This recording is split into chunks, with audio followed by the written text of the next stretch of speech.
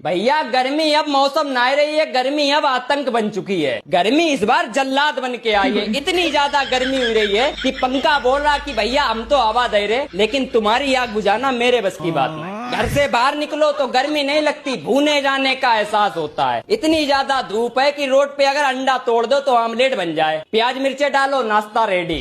और पसीने की तो पूछो ही मत, इतना पसीना आ रहा है, कपड़े थोड़ी नमक की खान पहने हैं। चिड़चिड़े हुए जा रहे लोग गर्मी की वजह से। किसी से पूछ ले और भैया कैसे हो, सामने वाला कह रहा तुम्हें का मतलब जिंदा है, जय बहुत है। और सबसे बड़ा विलन बिजली विभाग। जितनी ज्यादा गर्मी उतनी ज्यादा लाइट कटौती। घर से बाहर जाओ तो सूरज जलाए डाल रहा, घर में आओ तो गर्मी की हौंक से दम घुट रहा। तो आदमी जाए तो जाए कहाँ, इससे बढ़िया तो मर जाओ, कम से कम गर्मी तो नहीं लगी है। और ये सब तंदूर का लाइव डेमो चल रहा, क्योंकि पापी बहुत हुई हैं दुनिया में। पेड़ सब काटे दे रहे, लगाए कोई ना रहा है। तो ऐसे ही मरो गर्मी में, भुंजो बस, निपट जाओ, खत्म।